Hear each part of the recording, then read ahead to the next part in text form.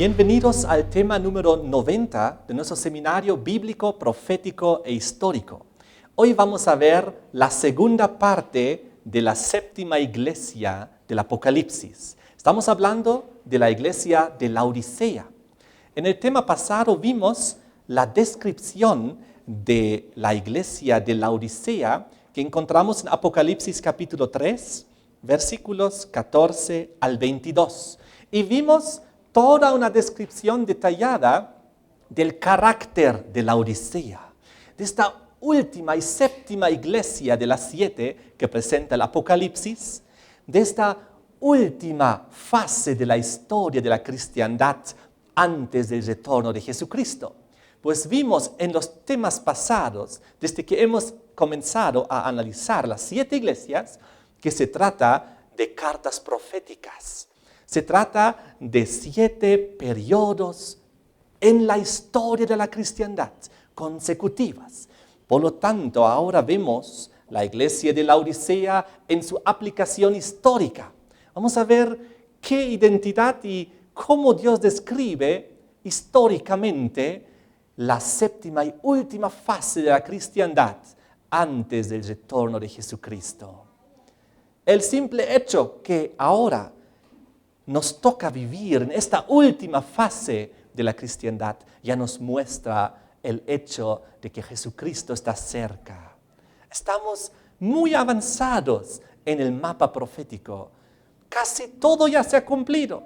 Faltan pocas cosas por cumplirse hasta que venga el Señor Jesucristo.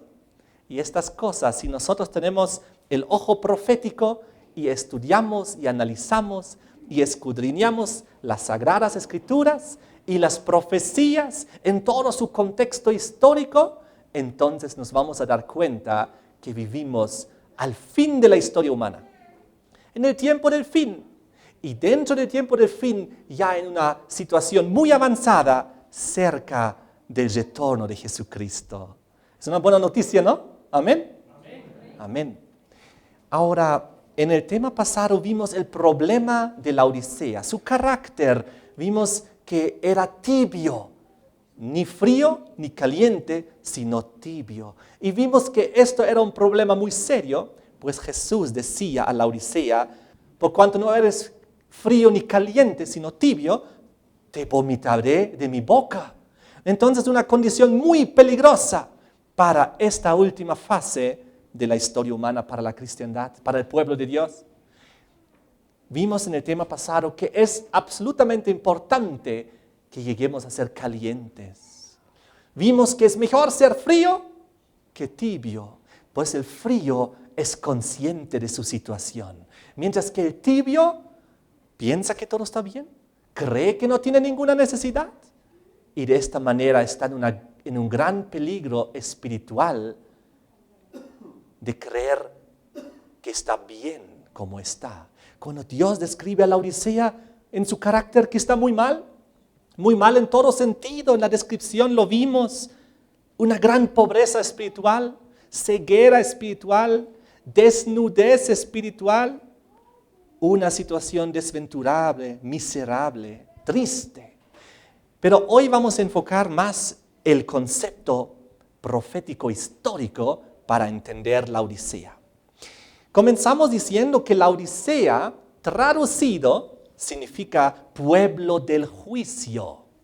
Qué interesante. Como vimos siendo estas cartas proféticas y vimos que todas las anteriores también, mayormente su nombre, representaba también su carácter durante su época, vemos que ahora la última iglesia, Laodicea, pueblo del juicio. Y como ya hemos estudiado a lo largo del seminario, el juicio viene antes ¿de qué? Del retorno de Jesucristo. Primero el juicio para investigar los casos, para que Dios pueda dictar una sentencia y declarar quién puede ir al cielo, quién no. Quién puede resucitar y quién lamentablemente no cuando venga el Señor. Quién puede recibir la corona de vida, la herencia, el galardón y quién lamentablemente no. Esas son decisiones que hay que tomar de antemano, pues cuando venga Jesucristo y Él resucita a los muertos que creyeron en Él, y también durante su retorno, como hemos estudiado, los impíos mueren, tiene que haberse tomado esta decisión de antemano. Y es por eso que la última fase de la cristiandad, la Odisea, ya viene con el significado de su nombre, pueblo del juicio. Ahora es muy interesante analizar que en todo el concepto bíblico que ya hemos estudiado, el juicio desde la antigüedad siempre era un concepto de futuro, un concepto de que iba a llegar un día, el gran día del juicio, el juicio. Ahora vamos a ver unos cuantos pasajes recordando algunos temas que hemos visto ya durante el seminario, y vengan conmigo al libro de Hechos, capítulo 17. Aquí había uno de los versículos más claros, directos, que anunciaban este juicio futuro desde la perspectiva del libro de los Hechos, de la perspectiva apostólica, cuando Pablo estaba vivo y escribía, y cuando otros también de los discípulos y apóstoles todavía estaban vivos. Todos estaban bien conscientes, el juicio vendrá, sí, pero en el futuro, y para su época, en un futuro lejano todavía. Dice Hechos 17, versículo 30 y 31, pero Dios, habiendo pasado por alto los tiempos de esta ignorancia, ahora manda a todos los hombres en todo lugar que se arrepientan, por cuanto ha establecido un día en el cual juzgará al mundo con justicia por aquel varón a quien designó, dando fe a todos con haberle levantado de los muertos. Entonces, ellos, claro, sabían, Dios ha establecido un día. Él decidió un día profético allá, un día aún en el futuro, desde la perspectiva del escritor. Dios ha establecido un día en el cual juzgará al mundo con justicia. Y la misma enseñanza encontramos en varios lugares. Si vamos al libro de los Hechos, capítulo 24, un poquito más allá, y aquí vemos el versículo 25, cuando hablaba Pablo con un hombre que se llamaba Félix, y decía aquí, pero al disertar Pablo acerca de la justicia, del dominio propio y del juicio venidero, el juicio futuro, Félix se espantó. Había un hombre que no quería escuchar estas cosas. En ese sentido, el contexto del juicio futuro está en muchos lugares del Nuevo Testamento. Vamos a verlo, por ejemplo, en el libro de Romanos 14. En Romanos capítulo 14, versículos 10 al 14, donde dice, pero tú, ¿por qué juzgas a tu hermano? O también, ¿por qué menosprecias a tu hermano? Porque todos compareceremos ante el tribunal de Cristo. Porque escrito está, vivo yo, dice el Señor, que ante mí se doblará toda rodilla y toda lengua confesará a Dios. De manera que cada uno de nosotros dará a Dios cuenta de sí. Así que ya no nos juzguemos más los unos a los otros, sino más bien decidid no poner tropiezo u ocasión de caer al hermano. Qué interesante, porque todos, dice el versículo 10, compareceremos ante el tribunal de Cristo. Clarito estaba, en el futuro habrá un juicio, un día que Dios estableció, y en ese día Dios juzgará con justicia al mundo mediante su Hijo, Jesucristo. Un versículo más para terminar esta pequeña secuencia. En Hebreos 10, versículo 30, pues conocemos al que dijo, mía es la venganza, yo daré el pago, dice el Señor. Y otra vez, el Señor juzgará a su pueblo. Siempre lo estaba denominando en el sentido futuro. Juicio sí, vendrá. Ahora, este juicio futuro estaba descrito ya en las dos iglesias anteriores a la de la Odisea. Muy interesante, vengan conmigo, Apocalipsis 2 y Apocalipsis 3. En las primeras 4 iglesias, Éfeso, Esmirna, Pérgamo y Tiatira, todavía no se hacía mención a un juicio de una manera directa, pero acercándonos ya al fin y acercándonos ya al juicio, las iglesias de Sardis y de Filadelfia ya lo mencionan, pero nuevamente con el énfasis de que aún está en el futuro, pero ya en el futuro cercano. Fíjense, Apocalipsis 3, versículo 4 y 5, la iglesia de Sardis, la quinta, dice aquí el versículo 4, pero tienes unas pocas personas en Sardis que no han manchado sus vestiduras y andarán conmigo en vestiduras blancas porque son dignas. El que venciere será vestido de vestiduras blancas y no borraré su nombre del libro de la vida y confesaré su nombre delante de mi Padre y delante de sus ángeles. Esos 2 versículos hablan ya del momento del juicio, pero aún lo proyectan al futuro, porque dice, no borraré, confesaré su nombre, andarán conmigo en vestiduras blancas, serán vestidos. ¿Se dan cuenta? La terminología ya estamos en ese contexto del juicio, pero aún está en el futuro.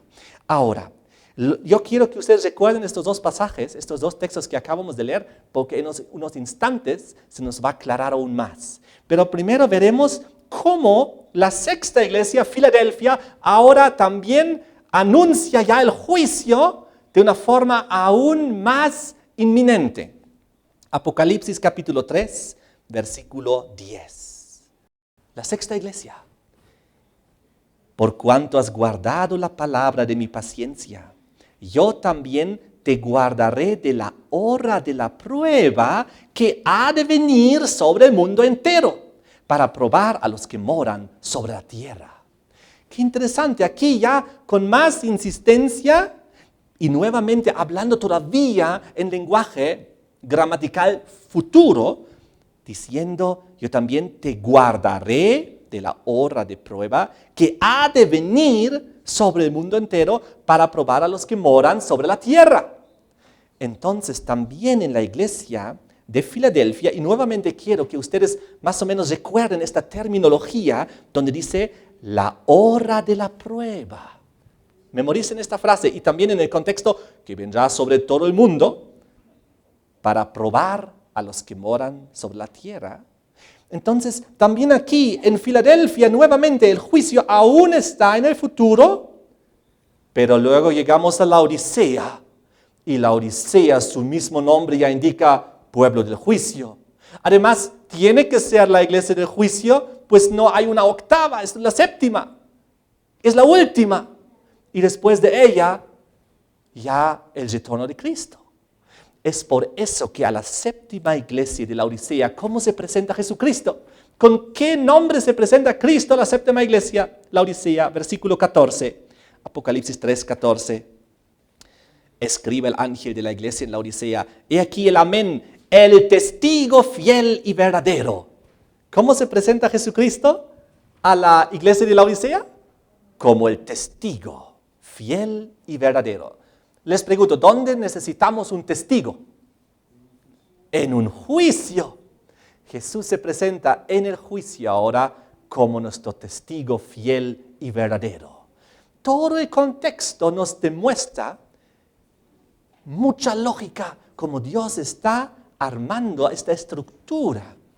Entonces Jesús se presenta como el juez, como el testigo fiel y verdadero. Ocurre que la Odisea no solamente significa pueblo del juicio, sino también se puede traducir como pueblo juzgado o inclusive como pueblo justo. Muy interesante, dando a entender en este contexto que sí es el pueblo del juicio, en el cual el pueblo será juzgado y en el cual también un remanente saldrá justo, es decir, porque Dios lo sentenciará así, porque Él medirá, Él probará a cada uno de sus hijos, a cada uno de nosotros. Él probará a cada uno para ver quién es digno y quién no. ¿Quién lo negó y quién no lo negó? ¿Quién amó la verdad y siguió la verdad, pero quién no lo hizo? ¿Quién decidió ser fiel al Señor hasta las últimas consecuencias? ¿Y quién decidió en la adversidad, en las pruebas, volver atrás? Dios todo lo toma en cuenta. Cada ser humano, cada uno de los que creemos en el Señor y los que queremos estar en el cielo, Dios probará para ver qué sentencia puede determinar. ¿Borrar en nuestro nombre del libro de la vida o dejar que se quede ahí inscrito? ¿Sentencia vida eterna, resurrección, vida eterna en un mundo mejor? ¿O sentencia desafortunadamente borrar el nombre y muerte? Tremenda situación, muy seria situación que nos presenta a la Odisea, y justamente la Odisea, como vimos en el tema pasado, está en esta terrible crisis espiritual de tibieza. Justamente la iglesia, la época final en la cual todo se tiene que decidir, está en esta terrible situación espiritual de tibieza que Dios no puede soportar. Es muy dramático lo que estamos viendo. De todas maneras, como acabamos de ver, Sardis y Filadelfia, la quinta y la sexta iglesia, ya anunciaban el juicio, pero aún con las palabras gramaticales, aplicándolo aún al futuro, y la Odisea finalmente, el juicio está ahí. Jesús se presenta como el testigo dentro de este juicio. Ahora, lo que pasa es que, tal como vimos hace unos instantes, en la Biblia los discípulos, los apóstoles, ellos sabían muy claramente, el juicio está en el futuro, como vimos varios versículos antes. Pero les quiero hacer recuerdos del libro de Daniel. Recuerden que nosotros hemos estudiado en el tema 29 de este seminario el libro de Daniel y el capítulo 7 con mucho detalle. Y les quiero hacer recuerdo de la triple secuencia que hemos visto en el libro de Daniel. Pues Daniel capítulo 7, si un ratito lo abrimos y recordamos de que aquí en Daniel 7 Dios nos presentaba la historia humana a través del símbolo de las bestias que salen del mar. ¿Recuerdan que había un león, un oso, un leopardo, luego una cuarta bestia terrible, espantosa, con 10 cuernos y un cuerno pequeño? Ahora, cuando vimos en el tema número 29 esta secuencia de capítulo 7 de Daniel, vimos que hay una secuencia que se repite 3 veces. 3 veces. Les invito a recordar el tema 29, pero yo rápidamente voy a recordar esta secuencia triple. Siempre nos muestra primero las 4 bestias, luego los 10 cuernos, luego el cuerno pequeño, al cual le identifica con un tiempo profético de tiempo, sin mitad de un tiempo, o sea, 1260 días que se convierten en años, o también Apocalipsis lo representa como los 42 meses. 3 nombres para un mismo tiempo profético. Este cuerno pequeño recibió este tiempo profético.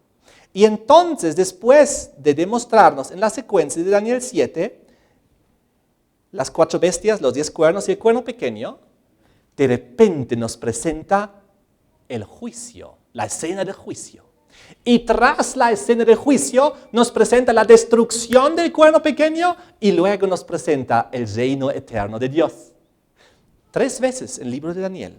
Rápidamente les voy a mostrar. En el versículo 8 y 9 aparece por primera vez. En el versículo 8 todavía estaba hablando de los 10 cuernos y luego del cuerno pequeño. Y en el versículo 9 a continuación ya nos presenta la escena del juicio. Estuve mirando hasta que fueron puestos tronos.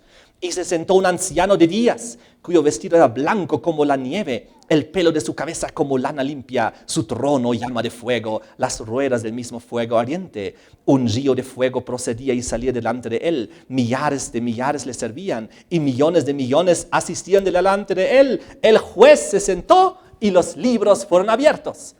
La escena celestial del inicio finalmente del día del juicio, del gran juicio celestial, donde Dios en la presencia de millones de ángeles abre los libros y el juez se sienta para comenzar el asunto del juicio. Y luego, como les dije, en el versículo 11 nos muestra la destrucción ahora del cuerno pequeño, bien, de toda la bestia que incluye el cuerno pequeño. Y la segunda vez que aparece esta secuencia está en el versículo 21 y 22, donde nuevamente, después de describir las 4 bestias de los 10 cuernos y el cuerno pequeño, en el versículo 21 nos habla: y veía yo que este cuerno, el cuerno pequeño, hacía guerra contra los santos y los vencía. Y sabemos, gracias a todo el estudio que ya hicimos, que eso eran las persecuciones medievales durante la soberanía papal. Y entonces, después de la descripción de la guerra contra los santos y los vencía, nos dice en el versículo 22, los vencía ¿hasta qué? ¿Hasta qué? Hasta que vino el anciano de días y se dio el juicio a los santos del Altísimo. Y llegó el tiempo y los santísimos recibieron el reino. Y ahora la tercera vez que vemos la secuencia está en los versículos 25 y 26. Nuevamente, la descripción del cuerno pequeño, con su carácter, que hablará palabras contra el Altísimo, a los santos del Altísimo quebrantará, pensará en cambiar los tiempos y la ley. Y ahora viene el punto del tiempo.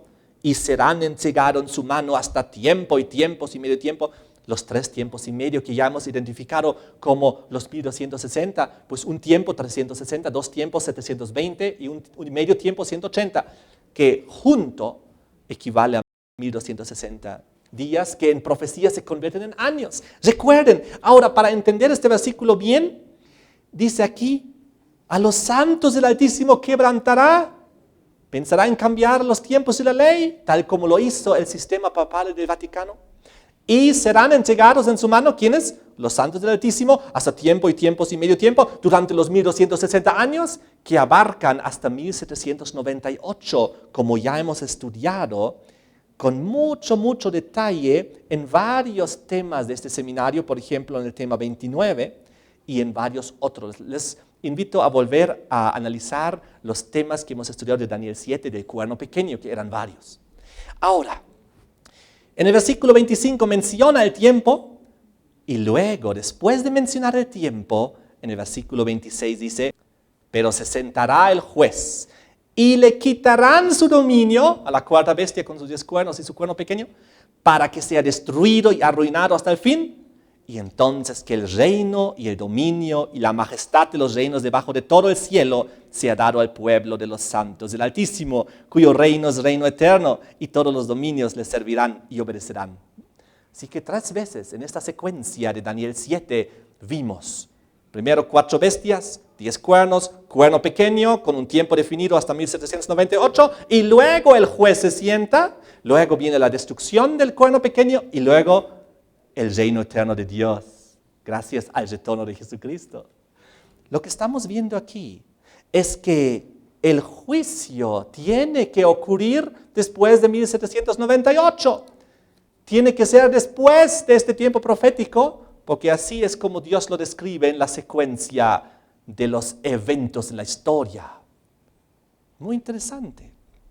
Ahora, recuerden que en Apocalipsis capítulo 14, hemos estudiado que en el tiempo del fin se iba a proclamar a nivel mundial un mensaje que Apocalipsis 14 lo describe como un mensaje de 3 ángeles, el triple mensaje angelical.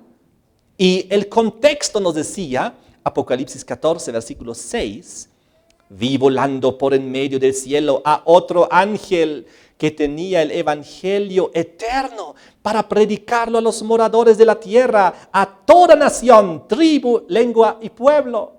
Recordamos que aquí ahora viene el desglose de este mensaje final, este evangelio eterno que tiene que ser proclamado a toda la humanidad, a toda la tierra, a cada nación, tribu, lengua y pueblo, el evangelio eterno, como último mensaje de Dios a la humanidad, de amor, de advertencia, antes de su retorno.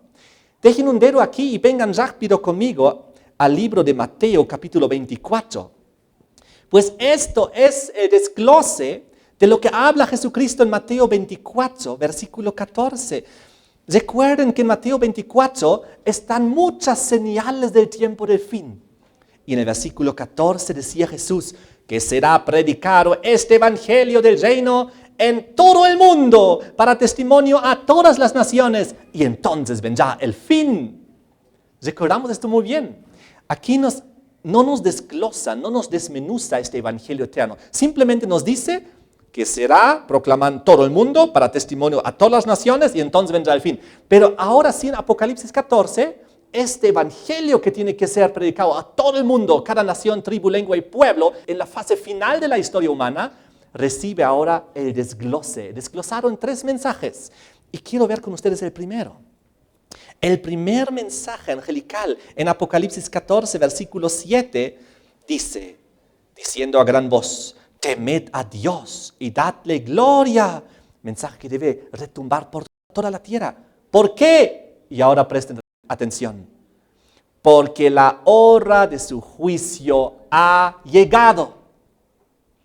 Y adorad a aquel que hizo el cielo, la tierra, el mar y las fuentes de las aguas. El primer mensaje angelical del Evangelio eterno, que es uno de los 3 mensajes antes que venga Jesucristo, dice, el juicio ha llegado.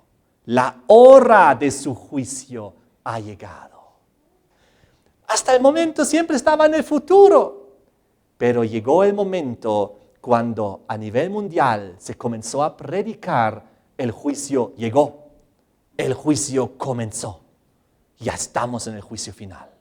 Ahora se está decidiendo el destino de la humanidad y de cada individuo y de cada hijo de Dios. Finalmente llegó la hora del juicio, llegó. Un mensaje que debe saber toda la humanidad. Toda la humanidad, Dios desea, a través de su evangelio eterno final, que toda la humanidad sepa que el juicio finalmente llegó, inició. La fase final de la historia humana. ¿Qué pasa después del juicio? Destrucción del cuerno pequeño, retorno de Jesucristo, reino eterno de Dios. Estamos viviendo, como veremos hoy gracias a la iglesia de la Odisea, en la fase donde el juicio finalmente llegó. Recuerden la palabra que está escrito aquí en el primer mensaje angelical, la hora de su juicio ha llegado. Y ahora vean conmigo otra vez Apocalipsis capítulo 3, a la iglesia, antecitos de la Odisea, a la de Filadelfia, donde en el versículo 10 decía, yo también te guardaré de la hora de la prueba que ha de venir sobre el mundo entero para probar a los que moran sobre la tierra. Casi la misma palabra, la hora de la prueba. Apocalipsis 14 dice, la hora del juicio. Lo mismo, la prueba, el juicio, pues la prueba es el juicio. Y dice aquí, la hora de la prueba que ha de venir sobre el mundo entero. Es por eso que hay que proclamar al mundo entero el primer mensaje angelical a cada nación, tribu, lengua y pueblo, porque todo el mundo tiene que saber. Ha llegado el juicio. La hora del juicio ha llegado. Llegó, ya está aquí. Entonces, ya que en Apocalipsis 3, en la iglesia de Filadelfia, la sexta iglesia, se dice la hora de la prueba, del juicio que hay que venir sobre todo el mundo, está cerca para venir. Llega la séptima iglesia, la iglesia de la Odisea, el pueblo del juicio. Es la última, es decir, ahí tiene que darse, porque no hay una octava, novena, décima, no, es la séptima, es la última, donde ya se tiene que cumplir este asunto del juicio que ha llegado. Entonces, que antes, hace unos instantes, les decía que recuerden lo que decía Sardis. Cuando en Sardis, en la quinta iglesia, ya anunciaba el juicio, ya hablaba en lenguaje de juicio, decía, recuerden en Apocalipsis 3, versículo 4 y 5, donde decía que algunas personas no han manchado sus vestiduras, andarán conmigo en vestiduras blancas, ¿no?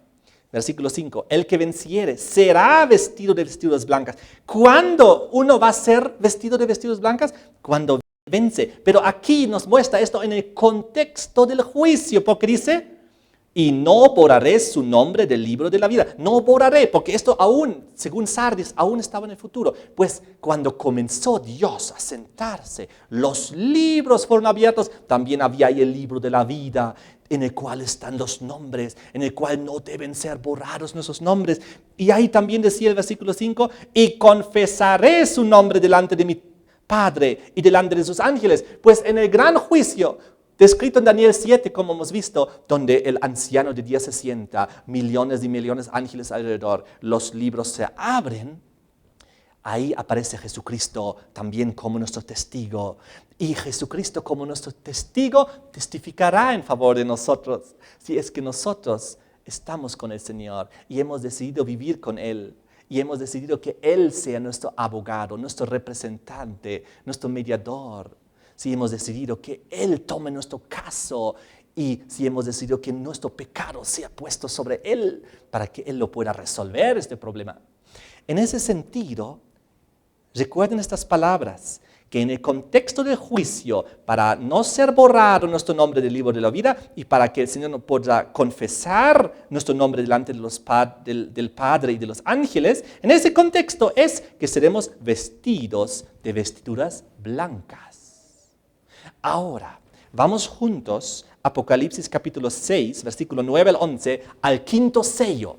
No hemos estudiado todavía los 7 sellos, recién lo vamos a hacer, pero tengo que adelantarme en este momento al quinto sello, pues veremos que el quinto sello del Apocalipsis describe exactamente esta situación, dándonos ya a entender que el quinto sello está en el contexto, en ese momento histórico, mientras que los 4 sellos anteriores obviamente tienen que estar antes y el último, el sexto y el séptimo sello después. Veamos juntos el quinto sello de Apocalipsis 6, versículo 9 al 11. Cuando abrió el quinto sello, vi bajo el altar las almas de los que habían sido muertos por causa de la palabra de Dios y por el testimonio que tenían. Y clamaban a gran voz diciendo, ¿hasta cuándo, Señor santo y verdadero, no juzgas y vengas nuestra sangre en los que moran en la tierra?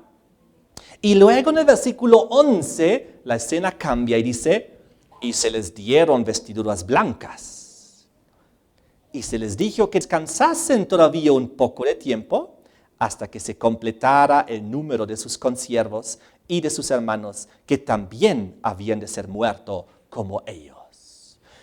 En el seminario ya hemos estudiado estos versículos en el contexto de lo que la palabra de Dios enseña acerca de la vida, la muerte, la resurrección, el cielo y el infierno. Hoy vamos a enfocarlo desde otro ángulo. Vamos a ver de que el versículo 9 y 10 están antes del juicio y el versículo 11 ya está a partir del juicio y después del juicio. ¿Por qué? Porque el 9 y el 10 todavía los muertos en forma simbólica claman por justicia. Los que han sido muertos en la tierra, los mártires que han muerto, ¿por qué dice aquí? Por causa de la palabra de Dios y el testimonio que tenían. Estamos hablando aquí de los santos, de los mártires, de los hijos de Dios que murieron en la historia humana, que su sangre ha sido derramada y que ellos, ahora en forma simbólica, claman por justicia. ¿Cuándo juzgas? ¿Por qué? Porque aún no se ha hecho justicia.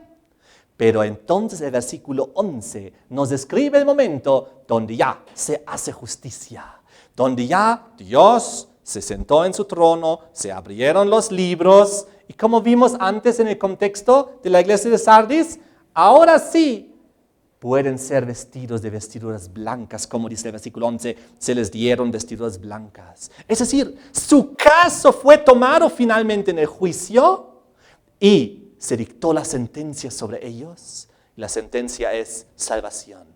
Pero aún tienes que mantenerte un tiempito más en la tumba, como dice aquí, porque otros más van a morir todavía.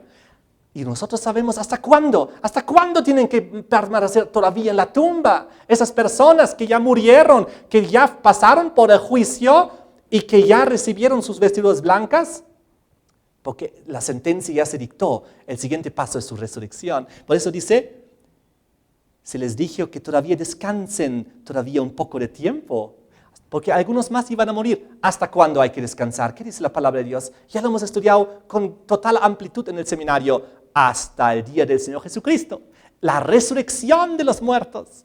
Estas personas entonces, llegó un momento en la historia humana cuando comenzó a hacerse justicia. Simbólicamente ya fueron revestidos con vestiduras blancas. Pero aún tienen que descansar porque el juicio todavía corre, porque hay que juzgar todavía a los demás.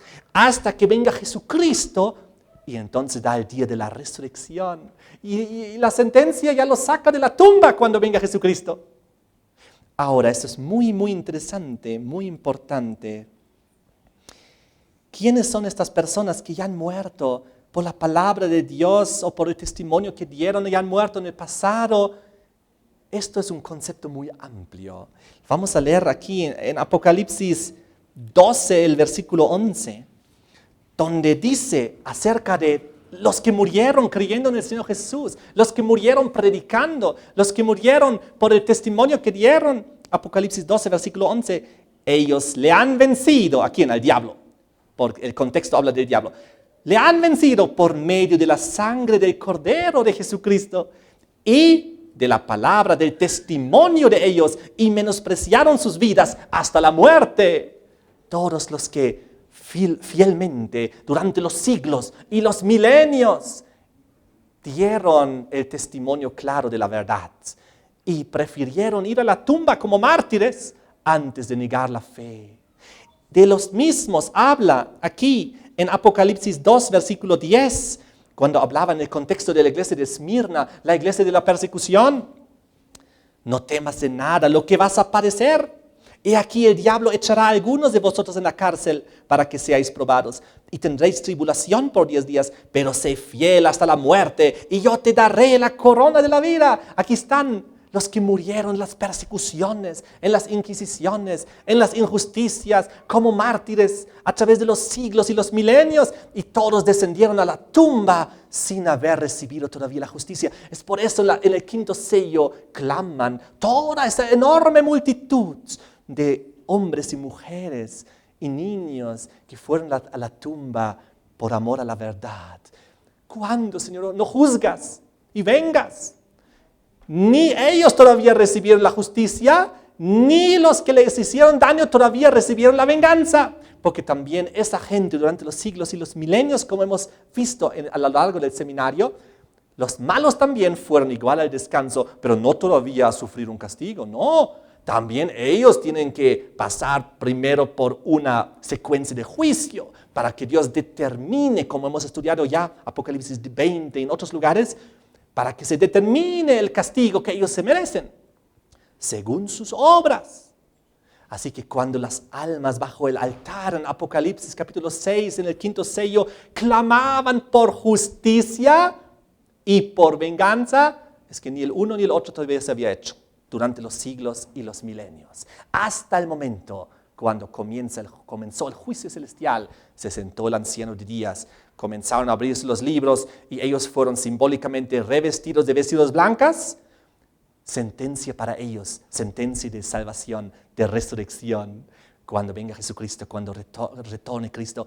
Y a la vez también sentencia para muerte para aquellos que no están inscritos en el libro de la vida, que cuando Cristo venga ya recibirán finalmente el castigo y ahí se aplicará finalmente la venganza, la ira de Dios que será ahí derramado y que hemos visto ya también en Apocalipsis 14 al final y en otros lugares, donde finalmente el gran lagar de la ira de Dios será pisado.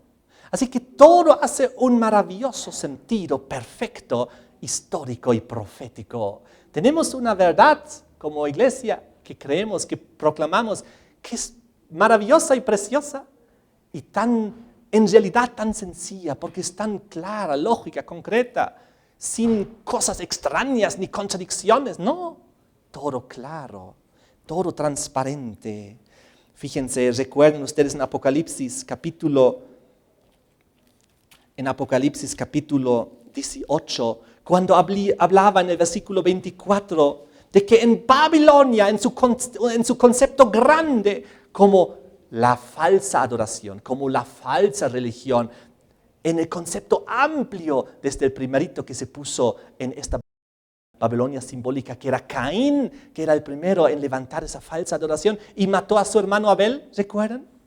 El primer mártir, Apocalipsis 18:24. En ella, en Babilonia, en ese concepto amplio, se halló la sangre de los profetas y de los santos y de todos los que han sido muertos en la tierra. Todos, incluye a Abel, el primer mártir que murió asesinado por su hermano, porque su hermano lamentablemente fue tras ya una falsa forma de adoración según sus propias conveniencias y no le gustó que Abel esté siguiendo según la palabra de Dios y lo mató. El Abel está incluido en todas estas almas bajo el altar del Apocalipsis 6, del quinto sello, que clamaban por justicia, que clamaban por venganza, por esas terribles injusticias, pero Abel, siendo el primerito en haber muerto en la historia humana por causa del testimonio y la palabra de Dios, a partir del momento cuando Dios también se sentó en el trono, recibió sus vestiduras blancas, simbólicas, sentencia, tú vas a resucitar, no te preocupes, tu caso ya está decidido. Y el que te mató, también lo vamos a decidir, ahí se aplicará, pero ya la otra sentencia que es la venganza. En el caso que no se haya arrepentido, ni confesado, ni haya cambiado su vida, obviamente. Porque como hemos visto en el seminario, el más grande pecador tiene la posibilidad de arrepentirse, cambiar por el poder del Espíritu Santo, recibir el perdón y ser salvo. Como también una persona que está en los caminos del Señor tiene la opción también de volver atrás y volver nuevamente al pecado, al mundo, a la desobediencia, a la rebelión y lamentablemente perderse igual. Por lo tanto, Él dice la palabra de Dios, el que persevere hasta el fin será salvo. No dice el que persevera un ratito y luego se aparta del camino, igual va a ser salvo. No, el que persevera hasta el fin.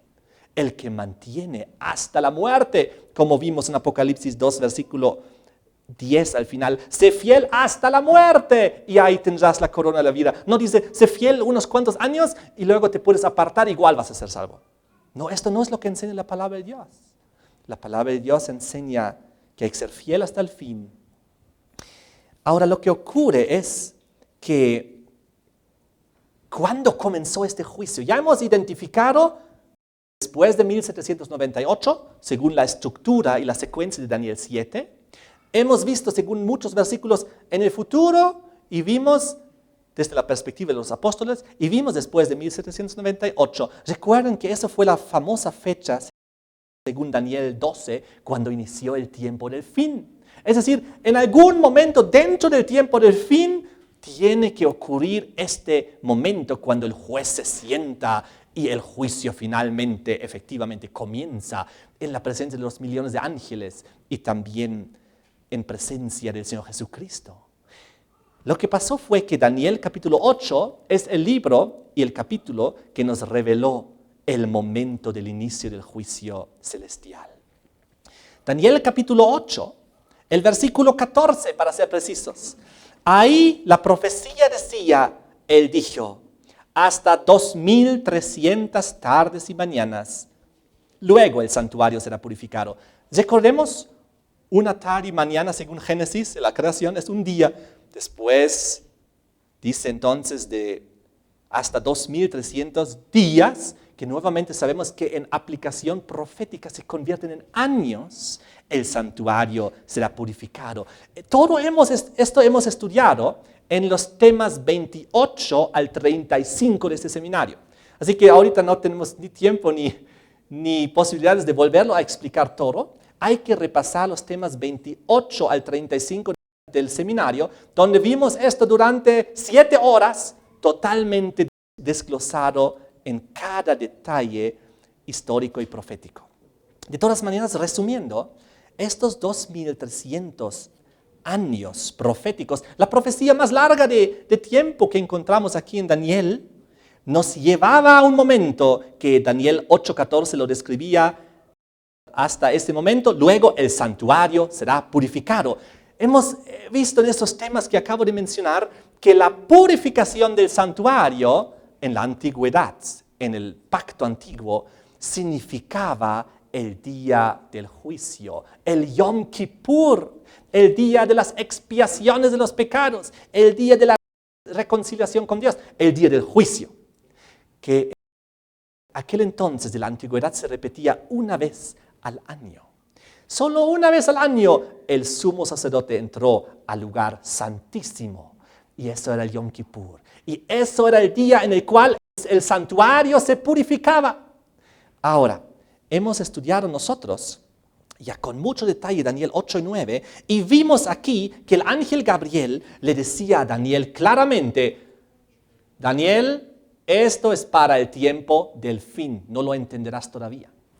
Clarito está, en Daniel 8, versículo 17, le dijo Gabriel, en la parte final del versículo 17, entiende, hijo de hombre, porque la visión es para el tiempo del fin. Y nuevamente en el versículo 19 le reconfirmó lo mismo, diciendo, he aquí yo te enseñaré lo que ha de venir al fin de la ira, porque eso es para el tiempo del fin. Claramente. Y luego también en el versículo 26 le dijo que esta visión de las tardes y las mañanas, los 2300, que se ha referido es verdadera, pero tú guarda la visión porque es para muchos días, muchos años. No, esto es para el tiempo del fin. Ahora, esto es lo que fue cerrado y sellado en el libro de Daniel. Ya lo hemos estudiado en el seminario. Casi todo el libro de Daniel está abierto al entendimiento durante los siglos y milenios. Pero un detalle estaba cerrado y sellado para el tiempo del fin, y era la parte de los 2300 tardes y mañana. Aquella que cae dentro del tiempo del fin. Aquella que después que se inicie el tiempo del fin, que según Daniel capítulo 12, ya lo hemos estudiado esto en los temas 31 y 32 de este seminario, aquí hemos estudiado de que el tiempo del fin comenzaría en 1798, confirmando lo que también habíamos visto en Daniel capítulo 7, donde también el tiempo profético nos llevaba a esa misma fecha, 1798, para iniciar el tiempo del fin. Y en Daniel capítulo 12, nuevamente nos reconfirmaba esto, en el versículo 4. Pero tú, Daniel, cierra las palabras y sella el libro, Daniel, hasta el tiempo del fin. Es decir, en el tiempo del fin, el sello iba a ser retirado, el libro iba a ser abierto. Muchos correrán de aquí para allá, la ciencia aumentará, la ciencia de la bíblica, de la palabra de Dios, del conocimiento profético. Y luego Daniel preguntaba cuándo y cómo, y los ángeles también. Y en el versículo 7 estaba la descripción.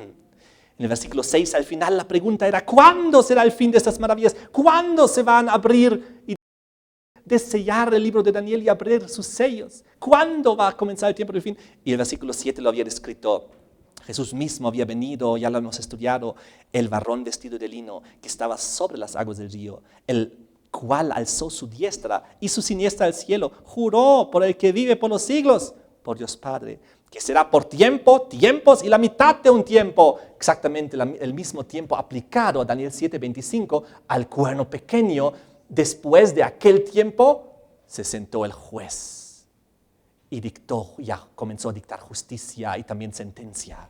Entonces, aquí todo el contexto de Daniel 7, de Daniel 8, 9 y 12, lo que ya hemos estudiado en precisión, nos demostraba que el juicio comenzaría después de 1798, después de este tiempo profético de los 1260, y los 2300 caerían dentro del tiempo del fin. Y que recién a partir del tiempo del fin, 1798, cuando el libro de Daniel iba a ser retirado su sello y abierto el entendimiento, y muchos correrán y la ciencia bíblica aumentará, de repente se iba a entender aquello que estaba cerrado y sellado hasta el tiempo del fin, que eran los 2300. Entonces, ¿qué pasó? Finalmente, en 1798, comenzó el tiempo del fin y comenzó a abrirse el libro de Daniel al entendimiento. Hemos estudiado nosotros en el tema 34 y 35 el asunto del movimiento milerita. No sé si ustedes recuerdan. Justamente iniciando el tiempo del fin, ya unos cuantos años adentro, fue el primero en entender este asunto de los 2300 tardes y mañanas, que ahora estaba finalmente abierto para el entendimiento, un hombre en Estados Unidos que se llamaba Miller. Todo esto les les invito a que repasen los temas 34 y 35, donde lo vimos durante 2 horas muy minuciosamente, histórica y proféticamente. Ahora, ¿qué pasó? Él descubrió que Daniel 8 y Daniel 9 forman una unidad y que los 2300 tardes y mañanas son el tiempo grande profético en el cual cae el tiempo profético pequeño, que eran las 70 semanas de Daniel 9. Y ahí donde decía en Daniel 9 también, en el versículo 24, que estas 70 semanas, 490 años, traduciendo yo en forma literal, eran cortadas. ¿Cortadas de qué? En el contexto de los 2300. De esta manera, Miller llegó al entendimiento. Las 70 semanas que son cortadas, que son parte íntegra de los 2300, comienzan, según Daniel 9, versículo 24 en adelante, a partir de la orden de restaurar y edificar Jerusalén, que estaba en ruinas, porque Daniel y el pueblo de Dios estaban en esa época en Babilonia. Y entonces, finalmente, cuando se dictaron las 3 órdenes para reconstruir a Jerusalén, la tercera fue la vencida. Lo hemos estudiado en el tema 26. El primero, Ciro, luego Darío y luego Artajerjes. Y cuando Artajerjes, en el año 457 a.C., en otoño, decretó finalmente la reconstrucción de Jerusalén, comenzaron a correr los 2300 tardes y mañana, los 2300 días que se convierten en años literales, días proféticos en años literales. Y esto nos llevaba del 457 a.C. al año 1844. Justamente iniciando el tiempo de fin en 1798 al 1844. ¿Cuántos años hay desde el inicio del tiempo del fin hasta el comienzo de la purificación del santuario? 46 años. 46 años. Estamos hablando básicamente de una generación. Dios dio una generación con el libro de Daniel abierto para ahora entender este detalle que fue abierto al conocimiento para el tiempo del fin. Y entonces Miller fue el primero en descubrirlo. En 1844 lo descubrió unos cuantos años antes. En 1844 se va a cumplir los 2300. El santuario será purificado. Y él en aquel entonces, aunque descubrió muchas cosas, hizo una mala interpretación. Su error fue creer que Jesucristo iba a venir en 1844 a la tierra. Todo esto lo hemos estudiado en el tema 35. Su error fue creer que Jesús iba a venir aquí a la tierra. Él pensó que el santuario de la tierra tenía que ser purificada. Y él pensaba, pues con fuego, y eso significa el retorno de Cristo. Pero lo que se equivocó fue de que Jesús vino en las nubes de los cielos, no a la tierra, sino vino en las nubes del cielo al anciano de días para comenzar el juicio investigador en el cielo, iniciando la odisea del pueblo del juicio, iniciando la proclamación del mensaje de los 3 ángeles, con el primero que dijo, la hora del juicio ha llegado. Es por eso que en Daniel capítulo 7, cuando en la descripción del versículo 9 y 10, cuando el anciano de días se sienta, millones de ángeles alrededor, el juez se sienta, los libros se abren, en el versículo 13, 2 versículos después, nos describe cómo Jesucristo llega a la cena del juicio. ¿Y cómo? Sobre las nubes de los cielos. Miraba yo en la visión de la noche, y aquí con las nubes del cielo venía uno como un hijo de hombre, Jesucristo, que vino hasta el anciano de días, a Dios Padre, que estaba ahí sentado ya en el juicio, y le hicieron acercarse a él. Jesús viene a la cena del juicio. Así que sí, Jesús vino en 1844 sobre las nubes del cielo, pero no a la tierra, sino al anciano de días en el santuario celestial para iniciar el juicio. Porque la Biblia dice que todo el juicio el Padre le dio al Hijo. Y Jesucristo comenzó la fase de la odisea, la fase del juicio antes del retorno de Jesucristo aquí a la tierra. Ahora, muy interesante, hace unos instantes les dije, desde el comienzo del tiempo del fin, en 1798, hasta 1844, ¿cuántos años eran? 46. Ahora, muy interesante es que en San Juan capítulo 2, versículo 20, nos indica lo siguiente, cuando Jesús fue acusado y le dijeron los judíos, En 46 años fue edificado este templo y tú en 3 días lo levantarás. El templo en la antigüedad fue levantado en 46 años. Y desde que comenzó el tiempo del fin hasta que comenzó el juicio celestial en el santuario celestial, también Dios permitió 46 años de reconstrucción mental, espiritual y de entendimiento profético para entender que también iba a comenzar el juicio allá en el cielo. Es muy interesante.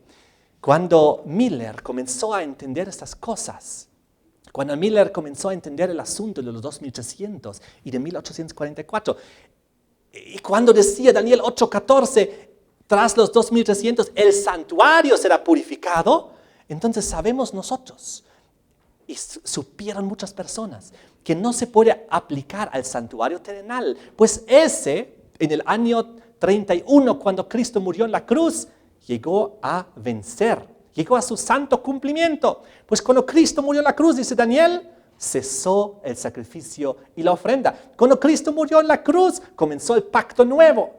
El santuario terrenal había terminado, tenía un tiempo de vigencia y se había cumplido. Por eso, el velo del templo fue rasgado de arriba para abajo en 2, dando a entender, Dios desde el cielo lo rasgó, dando a entender, terminó esto. Y ahora todo el libro de Hebreos nos habla de la realidad de Jesucristo como sumo sacerdote, subiendo al santuario celestial, como nuestro sumo sacerdote del pacto mejor. Ya no sacrificios de animales, ya no ofrendas, ya no todas esas ceremonias y todas esas leyes ceremoniales del pacto antiguo. Todo esto cesó en la cruz, fue clavado en la cruz.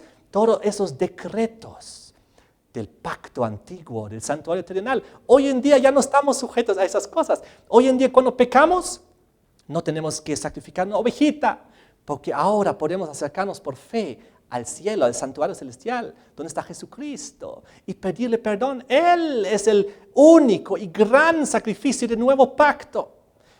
Por eso el santuario terrenal venció en el año 31. Feneció. Ahora, lo que significa que llevándonos los 1800 al año 1844, los 2300 años, cuando dice el santuario será purificado, ya no puede obviamente hablar del santuario terrenal, porque eso ya no está en vigencia. Tiene que hablar del santuario celestial. Y eso es lo que ocurrió. 1844 fue un evento en el cielo, no aquí en la tierra. Era un evento allá en el cielo donde se inició finalmente el juicio durante tantos siglos anunciado.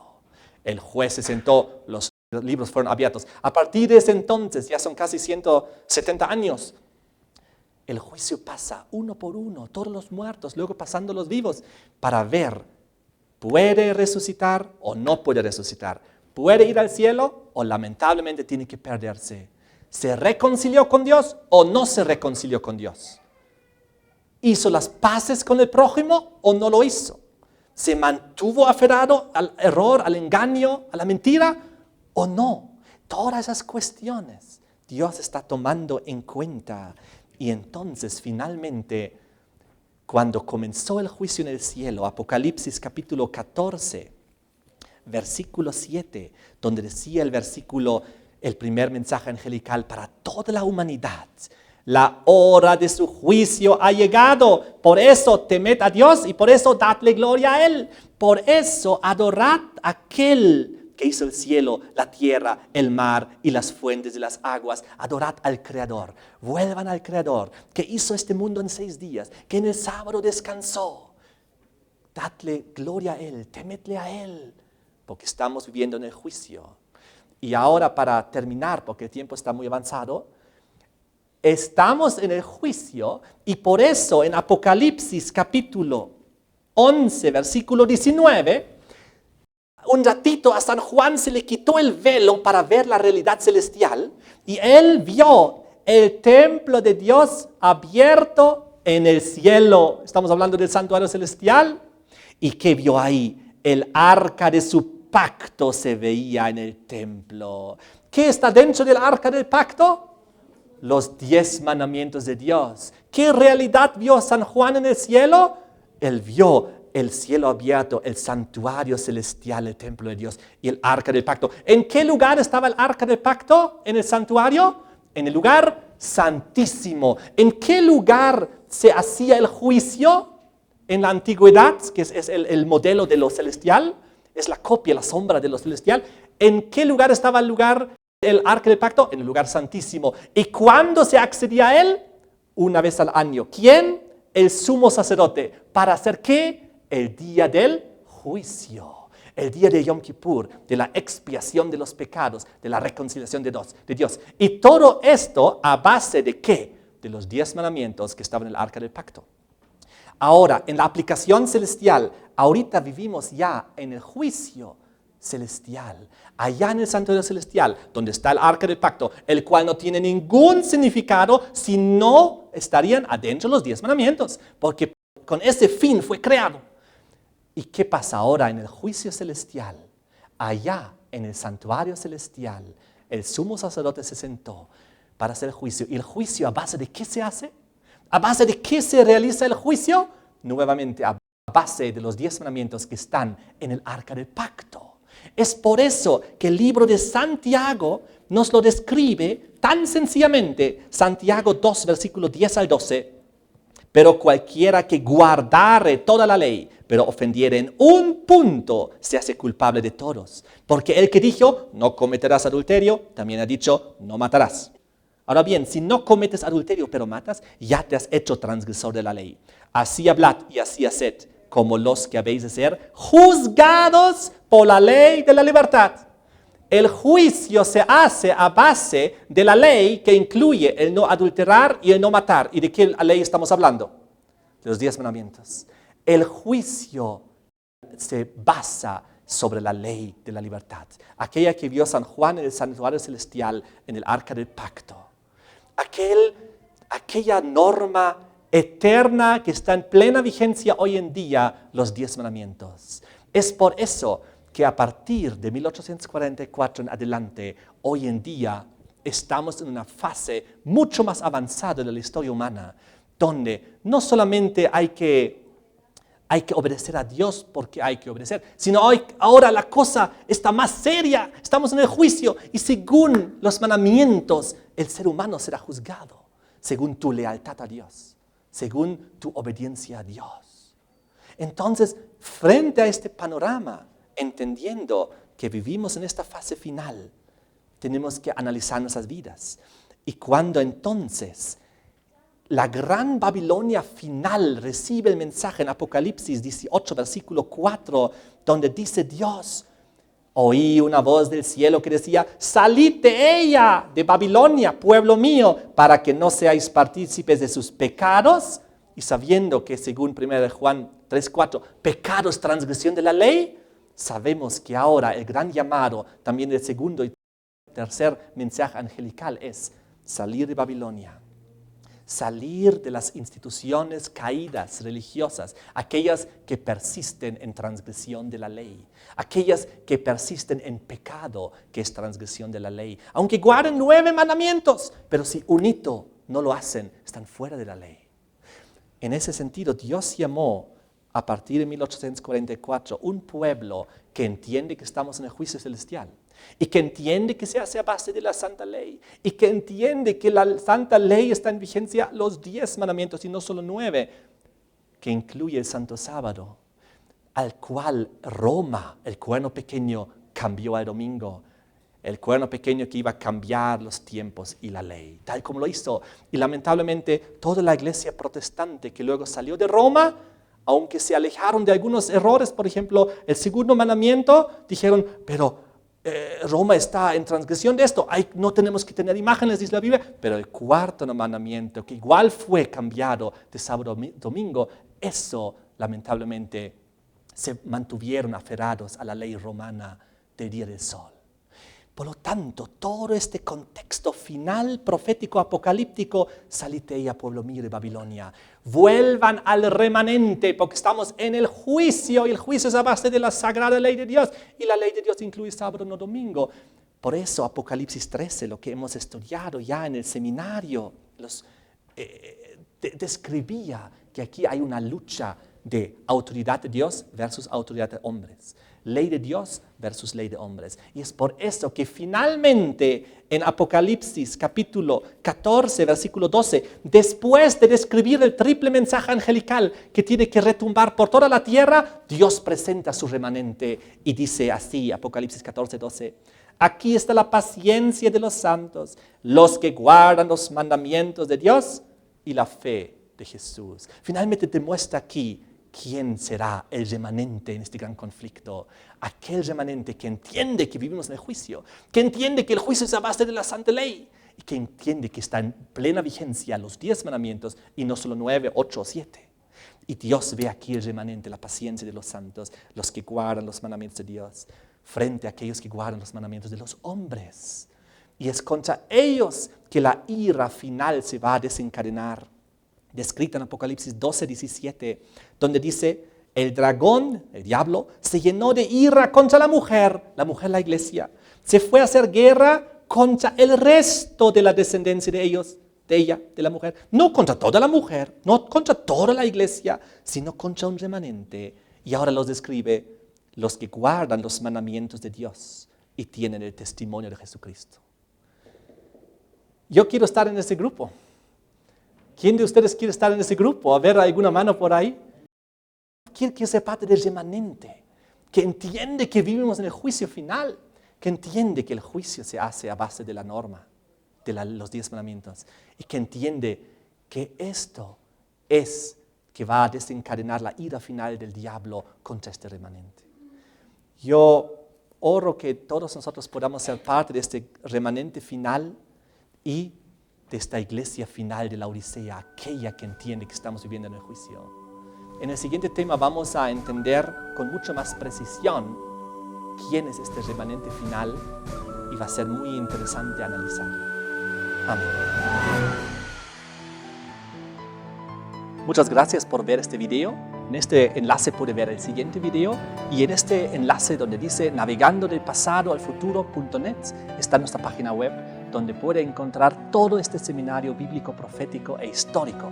Ahí va a encontrar también para compartir con sus amigos y a través de las redes sociales todos los videos y también el audio y también los textos por escritos. De esta manera que Dios te bendiga y comparte estos videos para que muchas más personas puedan conocer al Señor y la verdad profética y bíblica.